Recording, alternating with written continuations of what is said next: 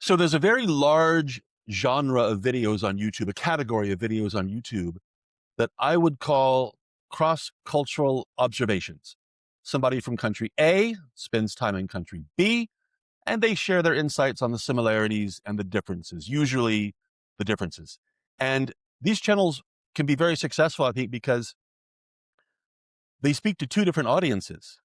On the one hand, you have people who are from the same country as the creator, let's call it country A, and they get to learn something about country B without leaving home, and they can identify with the creator because they're from the same country. On the other hand, there's another audience that let's call them country B, and they like these videos because it's kind of interesting to get an outsider's perspective on your life, right? How do people from outside of your country view your home and your culture, right? And so it's a way to consider things about, your reality that maybe you haven't thought about before. And so everybody wins. And I felt like I won when I discovered the creator behind the channel that we're talking about today. His name is Toby Harms. Channel's name as well is Toby Harms. He's from Germany, but life has taken him to sunny South Florida. And his channel is all about his observations on life among the palm trees. We're going to talk about that in just a moment. But first, before we go any further, let's welcome Toby. Toby, thanks so much for joining me on Love Your Channel. Thanks, John, for having me. I'm glad to be here.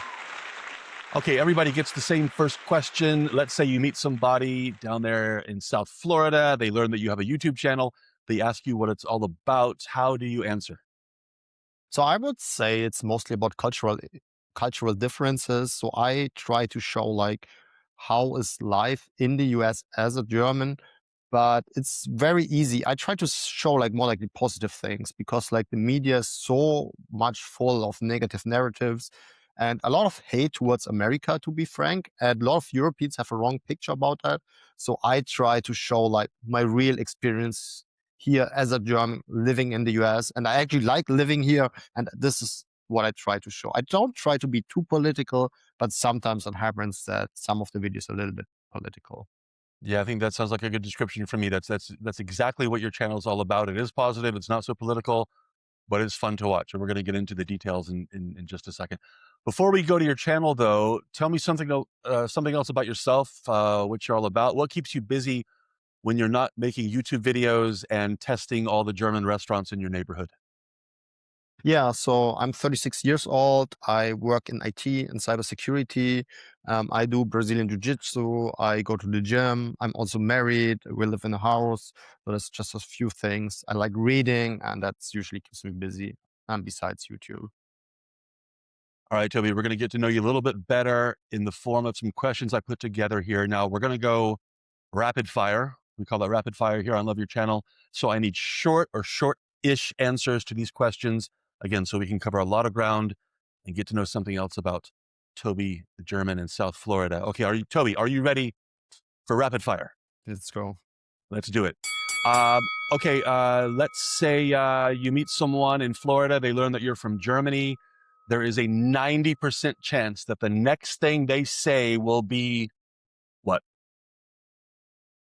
If I meet somebody, they would probably say something like, "What do you do here? How did you end up coming here?" Yeah, that's probably the standard, how did that happen kind of thing. Usually goes in that direction, I'm sure. All right. The German food that you miss most, and you're probably never going to get it in Florida. Schnitzel. So I get it in Florida, but it's very different. Now, so I'm not going to argue with you on the point of schnitzel, Toby. I think I would lose that argument, but it is basically a piece of fried breaded pork. I mean, how different can it be? It is not necessarily fried pork. The original would be veal, and it's very hard to get veal here, I think.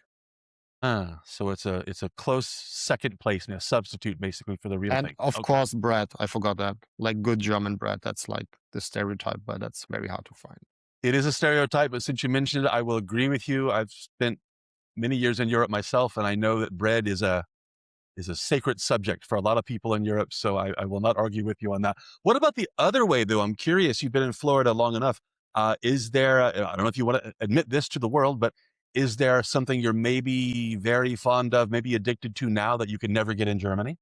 So there's a lot of things here that I really like. If you talk about food, like I think American steaks are very good, American burgers, and just like the convenience of living here, the weather, like I enjoy living in South Florida, the weather. So there's many things I would probably miss in Germany. Okay, so you're not going to admit to any junk food addictions that you've developed in Florida? You can skip Actually, this if you no, want. No? All I right. don't really eat junk food. Like, so I eat very healthy. All right. Like Well, this also, you mentioned the steaks. You mentioned the steaks. That's a good one. That's a good one. How yeah, about some barbecue? Anything like that? Any other kind of local? yeah, No? American barbecue. I love, of course. It's All right. amazing. Good Like, answer. Good answer. yeah. You and I are together on that point.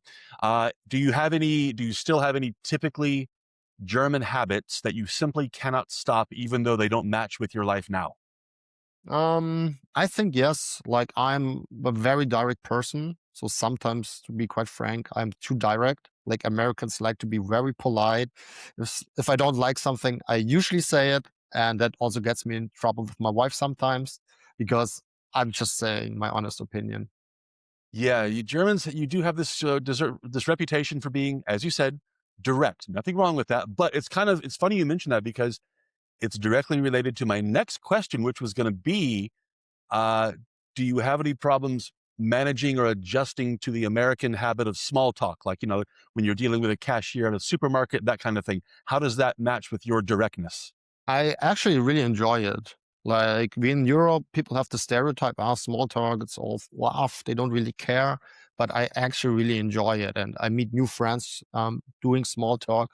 And when I'm back in Germany, I actually miss the small talk. It's kind of nice. It's like human. You go to the store, you talk about your day, and get to meet people. I actually really like it. I really enjoy that. Something tells me, Toby, that if you were to go into your local store in Germany and talk to the cashier and say, "Hey, how you doing?" you would get a you would get a confused Yeah. stare. Maybe Yeah, am that I would be right? like, what do you want from me?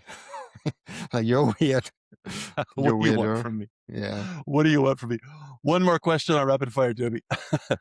What do you want from me? One more question. In America, you probably know this, but we say that the German sense of humor is a little different than ours. Uh, Totally unfair stereotype or totally accurate stereotype? I think Germans are very serious people, but I think it changed over the years. Like I hear sometimes stories like some American that have like a German great grandfather and they were like really mean, humorless people. But I think it comes from the history, like 2 world wars, they lost, was very hard times. I think nowadays it's not that true anymore, but back in the days probably was very true. Fair enough. Fair enough. Toby, congratulations. You have successfully completed Thank you. rapid fire. Well done. Well done. Okay, let's move to your channel. Again, the channel is same name as you have, Toby Harms.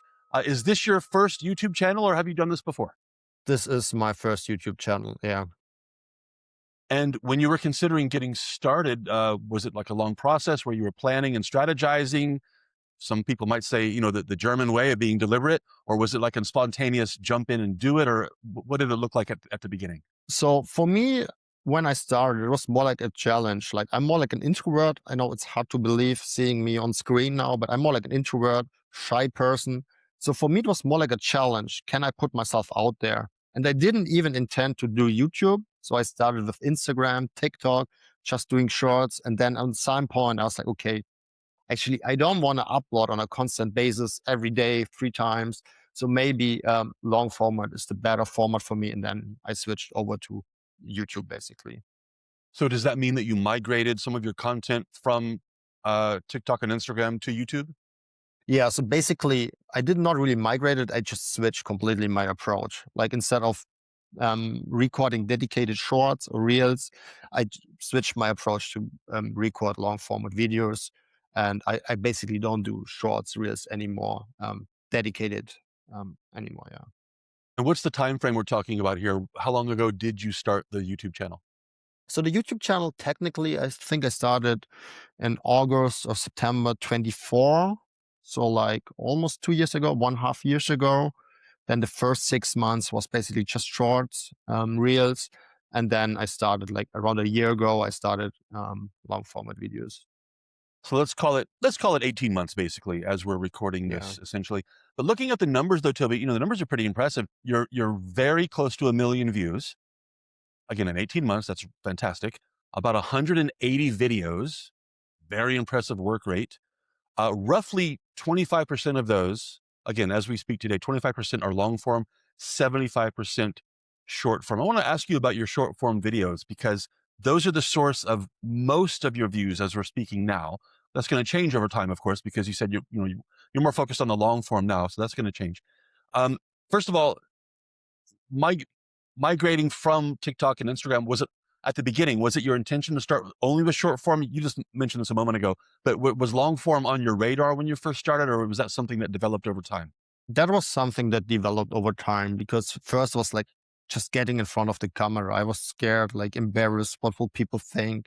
So that's really, and long format is a very different skill than short format. So short format is like something very short, very quick, like a hook, get people engaged. While long format needs to be at least 5 minutes or longer. That's a very different skill set to record long format versus short format videos. Now, I'm surprised. I have to say, I'm surprised by what you just said about um, feeling, a little bit anxious, maybe uncomfortable about appearing on camera. Because when I look at your channel now, I don't get that sense at all. I don't know if you overcame your shyness very quickly or what, but you come across very well, very naturally now. So tell me something more about that. How did you kind of overcome this and just kind of convince yourself that you can do this? No, thank you. I really appreciate that. So over time, you naturally get better. I also did like improv theater, what helped me. Um, and you just get better if you keep recording, keep putting yourself out. At some point, it just becomes natural. And now, frankly, I don't really care anymore. I just talk into the camera. That's it. But it took a long time to get over that. And yeah, just practice, practice, practice, practice. Yeah, I think what you said is just that I just don't care anymore. I'm just going to do it, and you kind of have to you have to think that way. That yeah, the universe doesn't care, and once you accept that, everything gets a lot easier. It does. Still, I'm curious about the short form, the transition away from short form. Did you find that short form, although it may be an easy way to get lots of views because of the way YouTube is set up now, and because of viewers on mobile phones, did you find that it really didn't translate into lasting engagement and subscribers? Yeah, so short form, you have to imagine like people who watch shorts, it's mostly doom scrolling. Like, so you don't really get quality viewers. You don't really get quality fans of your channel. And you do want to build a community, people that support you. So I felt like short form, it's really not that helpful. It is true, you get a lot of views. You might even get a lot of subscribers, but usually the subscribers you get from short form are not necessarily the ones that also want to watch your long form videos. I have the impression, and you tell me what you think. I have the impression that a lot of creators are tempted by shorts because, first of all, you get that instant feedback, instant satisfaction, because you can get impressive numbers because of the doom scrolling, as you said. And on top of that, they're simply easier to produce. You can pull out your phone anywhere you are, and 90 seconds, 2 minutes later, you have a short upload, boom, you think you're done for the day and you've done something to improve your channel. And so you get that dopamine hit, but again, I'm not convinced, and it sounds like you're not convinced either, that it translates into again, lasting engagement. Yeah, I feel like it can even hurt your channel. Like, because you attract the wrong audience. Let's say you manage somehow to get 1,000 subscribers through short form, but then you actually want to be monetized. So you start putting out long form. So YouTube will interpret that you're putting out your long form videos, but your subscribers are not interested in that. So I feel like it can even hurt your channel actually. And my recommendation would be if you ever want to make money with YouTube, you want to make it on YouTube, do long form and maybe do like couple of shorts. So that's what I do. I do nowadays. I just use snippets from my long form videos to basically get people from short to my longs. But that's it. So I would argue it even can hurt your channel. Before we continue, let me say a quick word about Riverside, the platform I use to arrange interviews, edit everything, and more. Riverside is an all-in-one platform that lets you record, edit, live stream, host webinars, and basically do everything you need as a creator. It offers tons of advanced features, but in my experience, the best part has been how easy it is to get started and produce videos. If you want to get hands-on and be in charge of every detail, Riverside gives you the tools you need to do it.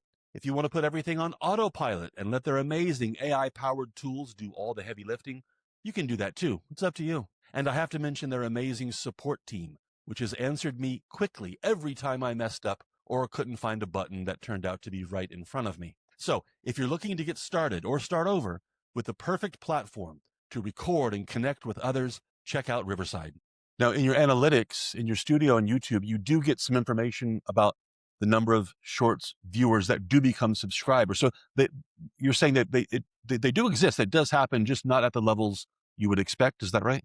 Yeah, yeah. So you get, of course, you get some subscribers, but to be quite honest, most subscribers I also get from my long forms. I didn't gain that many subscribers from my short form. I'm looking at your long form videos here now. Several of them stand out for different reasons. Let me ask you about the very first long form you made. It's in German. Hmm. What happened there? I don't know.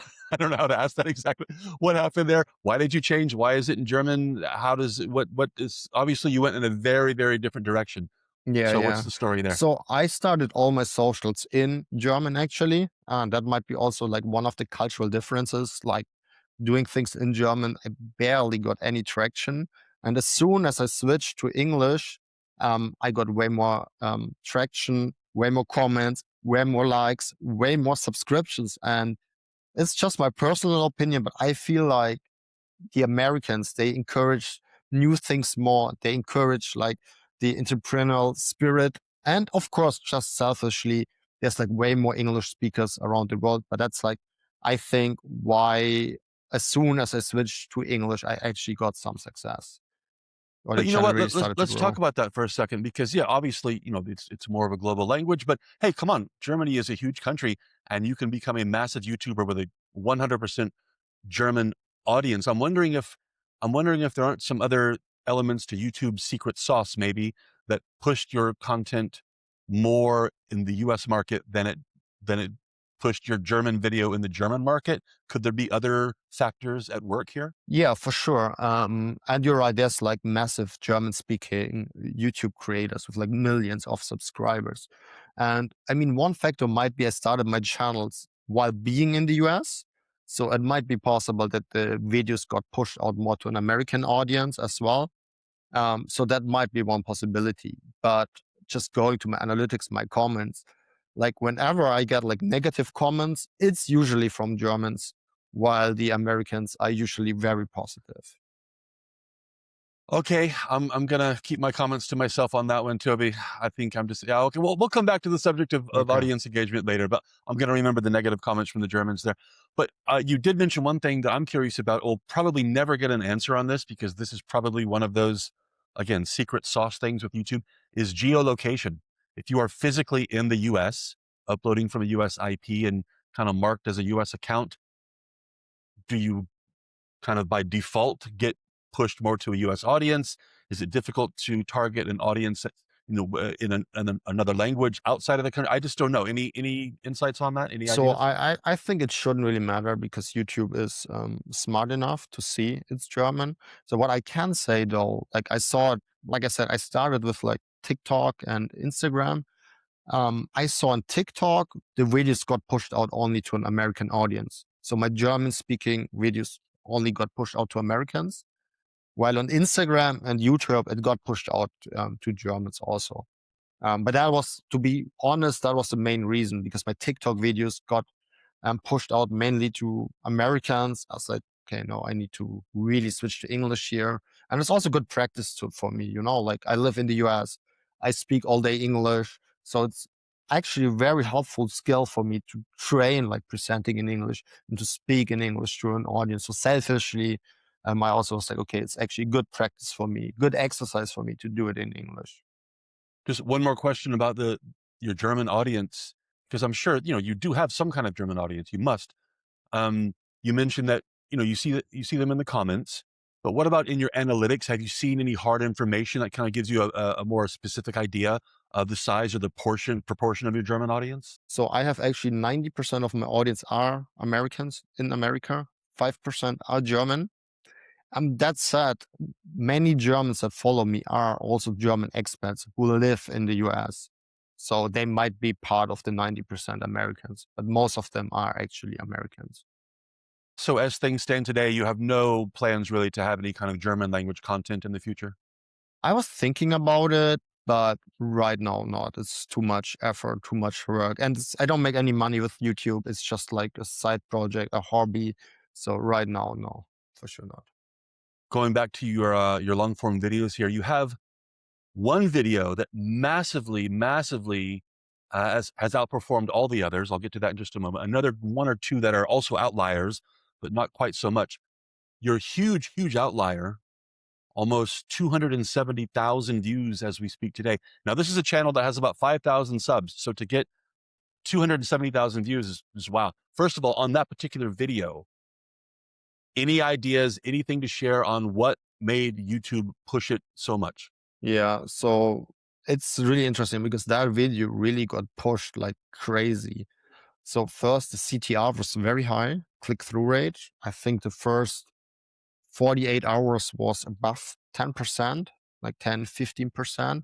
And also the engagement is like very good on that video. So it's a very emotional topic that triggers a lot of Americans, especially about like false stereotypes, what other people think about them.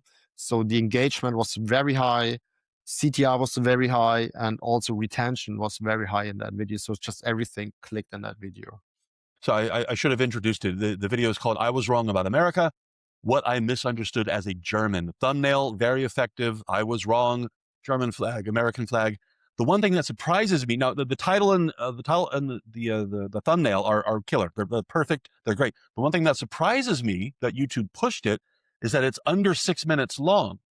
And I just kind of always assumed that YouTube had a strong preference for, let's say, 8 to 10 minutes plus for advertising reasons. Does that make any sense to you? I wish I know why this video got pushed so much. Quite frankly, I have a lot of videos that are below 8 minutes. My theory is that YouTube also wants to compete more and more with TikTok and Instagram. So I don't think they really care about the length of the video.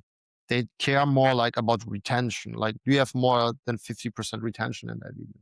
And naturally, the CTR will also go down because if it pushes it out to a broader audience, your click-through rate will naturally be down. But I could not replicate this so far, so I don't know. Like, I'm asking about this one because, it's not just you. There are many creators who have, let's call it a breakthrough video, one that just goes through the roof, fantastic results. And it's a common situation that it doesn't really build momentum going into the next video. Look at your history here, and you have these great breakthrough videos, and you expect, I think as a creator, you expect, okay, great. Now we're going up, and the next video comes way back down to earth. That's got to be frustrating and confusing. yeah, yes and no. Like, there's a lot. I think so. I'm quite satisfied with my views, generally speaking. There's a lot of creators that are way bigger than me, and they have less views, generally speaking. But yeah, it's of course like you're frustrated if you put a lot of hours into a video and then it gets like 500 views, right? It's like frustrating. Yeah. Yeah, it's not just the satisfaction of the views. I think it's also, as a creator, you're trying to learn lessons and apply those lessons going forward. And I think when you have a successful video, you think, I've unlocked something here. I did something right. Let's do that again. And, it will continue to work. And you do those things again, or you think you've learned the right lessons, and you get a, cold reality slaps you in the face on the next video. It's Yeah. just, again, it's just Yeah. confusing. Mixed It messages. is So me really, too. it is really strange. The algorithm is like, so my last video, for example, is now at like around 3,000 views. I'm not sure. I have a click-through rate from above 9%. Like the first 24 hours was like 12, 13%. The That's engagement crazy. is crazy. I have That's like huge. Yeah. 200 comments. I gained, I think, 200 subscribers with 2,000 views. So all the metrics, average uh, average retention is over 50% there. All the metrics are like crazy. Like, but to your point, it's only a 4-minute video and it's getting pushed out a little bit, little by little, but it's nowhere close to my other big breakthrough videos. So I don't know, like all the metrics are right. I like way above average. Maybe it's the topic. Maybe the video is too short. Nobody knows how the algorithm really works. Yeah, this is a common theme that I encounter when I talk to other YouTube creators. It's just that, that right at the moment when you think YouTube has started to notice that you exist and you're maybe starting to fall in love with each other, the next video, no, sorry, they turn their back on you. They walk away, and you're just standing there saying, what happened? What did I do? I thought this was going so well, and then it just goes in a different direction, and it's frustrating, But what can you do? Is your channel monetized right now, Toby? It is, yes, yes. How long did it take to get to that point? Mm, maybe 4 months, 5 months. I had like one breakthrough video as well that So it got was like, because of that same video, then. no, it was another video. I had like another video that got 100,000 views. That's right. Mhm. That was basically the breakthrough video. Okay, Toby, tell me something about your tech stack, the hardware and the software that makes everything happen. Yeah, so I have a small camera. I can show you like a very small camera, DJI Osmo Pocket 3. This is the camera I use. I have a clip-on microphone. I have multiple actually, but this is like from Hollywood. And that's it. That's my tech stack. And I use CapCut to edit my videos. I use Canvas to create the thumbnails and very, very simple tech stack basically. I think if I saw you correctly on camera, I think we're dealing with the same thing here, I have exactly the same. This is a different version of it. but the Yeah. same thing. And it's like a And little bit the smaller, but yeah. DJI seems to be, just taking the creator industry by storm. And everybody seems to be really, really happy with it. This is the perfect tool for you right now, or what? It's it's great. It's just amazing. Like, yeah, I love it. It's the perfect tool, yeah. And for editing, sorry if you mentioned this already, what do you use for I editing use everything? CapCut. I use CapCut, or sometimes I use Gling. It's like an AI editing tool. I experimented like outsourcing the editing of the some videos, but now I took it back and I edit everything myself. Now, it seems that you have a very, what's the word, a very deliberate approach to your editing with establishing a hook and things like that. So tell me something about your editing philosophy. Yeah. So my philosophy is I want to be as efficient as possible. So I had like at the beginning, took me like 10 hours to edit a video. It was crazy, like not sustainable. Now I try to record as clean as possible. So my goal is basically, let's say I have a 5 minute video, maybe I have five clips each a minute, and then maybe I just edit like some of the parts. That's it. That would be my editing process. And that's basically how I do it. Of course, sometimes I need to I have like a misspelling or something, so I need to edit something in between. But I try to make it as easy as possible. I think you have a nice balance. It's not overproduced. It's never it's never in your face, like too many cuts, quick cuts and things like that. It's leaning more towards the natural side, like conversational.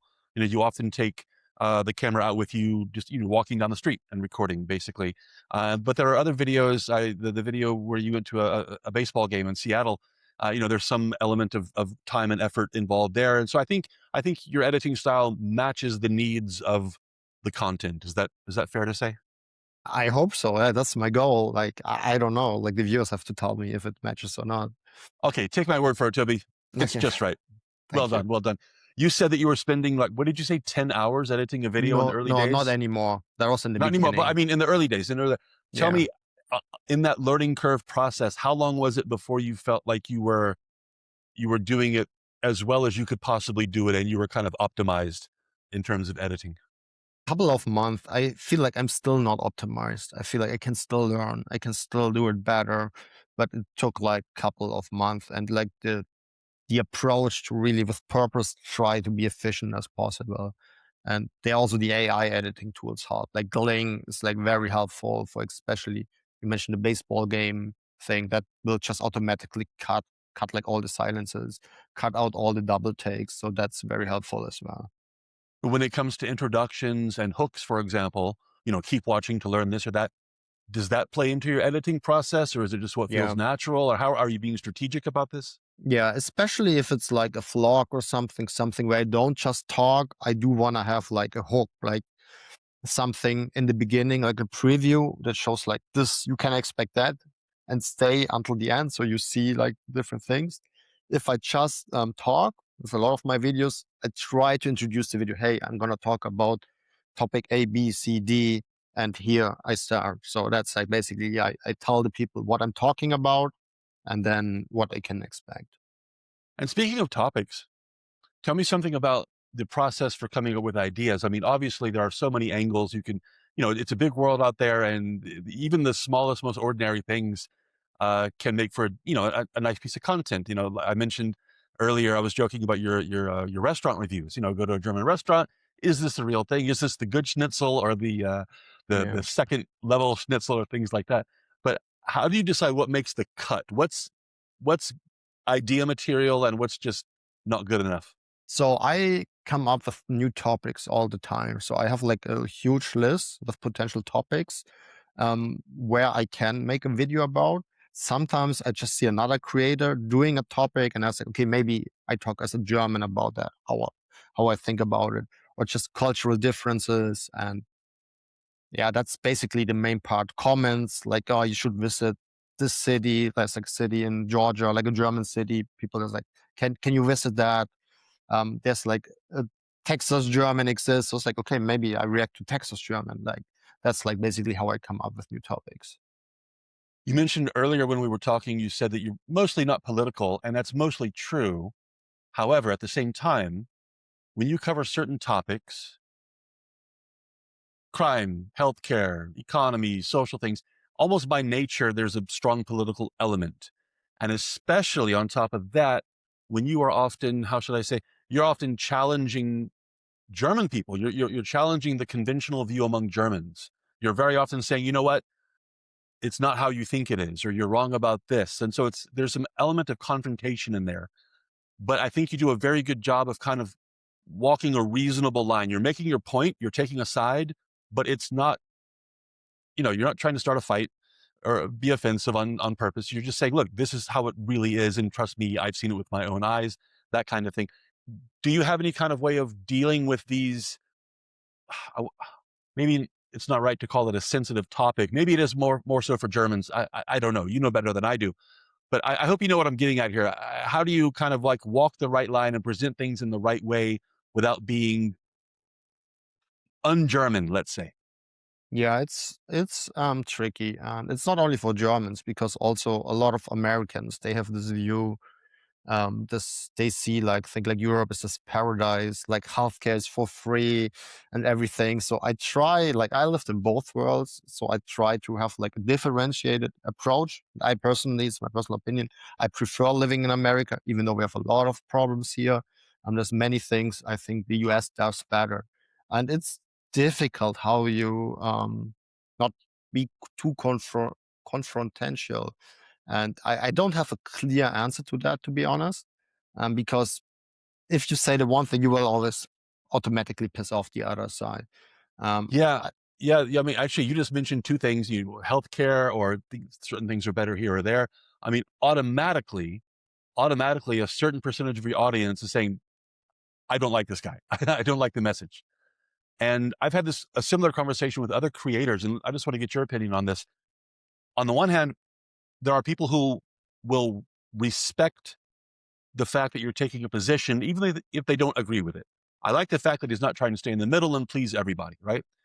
Then there are the people who will respect the fact that you took a position and agree with the position, and those people are more likely to come back. Then there are the people who automatically say, he said what about American healthcare? He said, what about Germany? That's I'm done with this guy. And you're going to lose those people. It's just the nature of the game. Two, two questions, or maybe more combined into one. Does this enter into your thinking?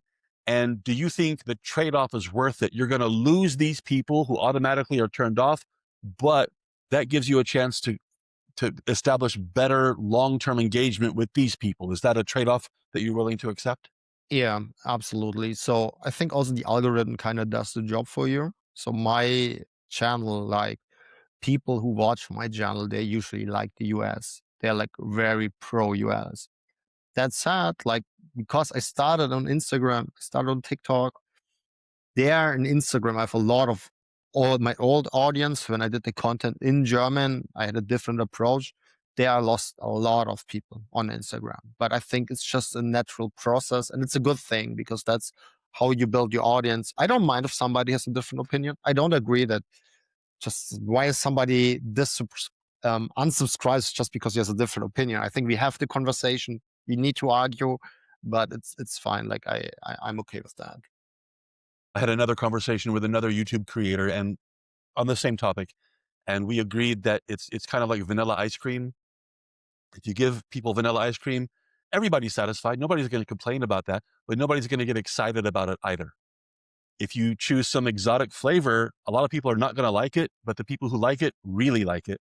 And there's some kind of parallel. I know this is a weird, weird parallel, a weird metaphor for YouTube, but there is an element of vanilla ice cream. If you try to serve vanilla ice cream, you're not going to make anybody really happy. So sometimes you have to choose a side and just go with it. Yeah, take the vanilla Yeah, ice cream approach. Yeah. I totally agree with that. Yeah. You mentioned earlier about comments, the positive comments and negative comments from the Germans. I remember that. I noticed that you have a lot of engagement with your commenters, even if it's just a simple like. Sometimes it's a reply. Uh, do you think as you scale up, and you're going to, as you scale up, that you're going to lose that ability just because it just takes too much time? Is that a factor? I can feel it already. So I try to answer to every comment, to read every comment, but if there's like a video with 100,000 of views, it's impossible to comment to everything. But I still try to comment and like as much as possible. Yeah. So we mentioned earlier that your channel is monetized. You said you're not making a fortune yet. That's okay. It'll take care of itself. Just keep doing what you're doing. But apart from any financial considerations, now or in the future, I'm just curious, as a creator, what keeps you coming back to YouTube? It's not for the money. So what is it for? That's a very good question. And I ask that question myself all the time. Like, I'm like, why am I even doing that?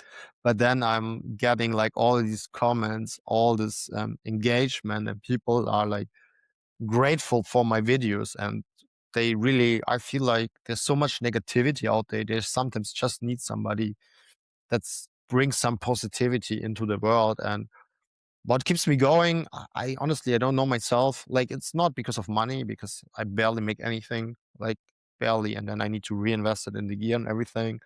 So I think I just keep going and see where it brings me. I can't guarantee that I will always do that. I might stop it someday, but just have to keep going. It's like a marathon. So are you saying that sometimes motivation does become a problem, or just not just motivation, maybe just time? You're an adult with a life and a job and you have other things to do. I mean, is it sometimes hard to make YouTube fit into your schedule and to Oh, find the desire to make it fit? oh yeah, 100%. Like many times. Like, yeah, like editing is no fun, to be honest. Like recording is fun, but you know yourself, recording is like takes maybe 10% of the job of a video. Like 100%. It's very, very challenging. Yes, editing is the challenging part for lots of reasons. Absolutely, absolutely. Well, looking into the future, tell me something about what the channel might look like in the coming years in terms of, I don't know, goals, subscriber goals, directions for content, other possibilities. What can we expect for the future of the channel? So my goal for this year is to really upload a video every week. So every week, one video, get to 100,000 subscribers. And then we will see where it goes from there. Maybe have more collaborations, maybe other creators on the channel, do more, experience more things. But that's my plan for 26, one video a week, and hopefully get to 100,000 subscribers. Well, let's finish up with some advice. Maybe what tips and advice can you offer for people just starting out trying to grow a channel? And on top of that, if you could somehow go back in time and start over, would you do anything differently? Yeah. So even if English is not your native language, I would always recommend you to start in English, because English, you have the whole world as an audience. German might be okay, or Spanish. Spanish, a lot of people speak Spanish, but YouTube has subtitles. YouTube automatically translates videos now. And with English, you have a way bigger audience. And even though it's way more challenging, you might have an accent, but that makes you unique, I think. So I would recommend always start in English and just keep going. Like, try to make every video a little bit better, just 1% better every video. And at some point you will have success. So, quick word to my American audience: if you're watching this, I definitely, definitely recommend you check out Toby Harms because it just gives you, as I said at the very beginning, a different perspective on the life that might seem familiar and ordinary to you, but definitely interesting and maybe exciting to someone who's kind of fairly newly arrived. Toby's not right off the boat, so to speak, but he has a fresh perspective on this that maybe you don't. And if you're from Florida in particular, as I am, and as Toby is now, you definitely need to check this out because Toby takes the show on the road to different parts of Florida as well. St. Augustine, among other places, one of my favorite cities, actually, St. Augustine, lots of places in South Florida. And so, again, familiar places and names that might be a little boring to you because they've always been just down the road. Well, get a new perspective on things through Toby's eyes. I think you'll be interested, and again, might give you a kind of a reset on your own attitude towards these things as well. I know it did for me. I've been to St. Augustine many times, but watching Toby go has made me think about making another trip myself to see things as he did through his eyes. And also for anybody watching, if you're thinking about starting a channel with your own cross-cultural observations and impressions, if you're from country A, you're going to country B, definitely, definitely look at Toby's channel as a great example of how to do this well, what kind of approach to take to your content, the simple ideas that can turn into interesting videos. Like the example we talked about earlier, how one video, a 5 or 6 minute video, can just blow up if you hit the right topic, the right thumbnail, the right title. You can enjoy the same success that Toby has so far, and he's going to do even better. Toby, before I let you go, I'm going to make you promise that when you come back, when you hit 50,000 subs, you're going to come back on Love Your Channel and tell us how you do it. No, 100%. I would be glad to come back. Thanks for having me. Excellent. Excellent. A quick reminder to everybody that we do have a podcast version as well. If you're more the listening type, you can check out the Love Your Channel podcast on, let's see, I always forget, on Spotify, on Apple Podcast and Amazon Music.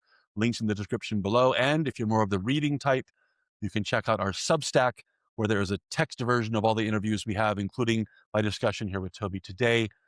You can get tips and advice on how to start and grow your own YouTube channel there. Link in the description below. And of course, links to Toby's channel. So thanks again to Toby for joining me. Thanks for watching, and we'll see you next time on Love Your Channel.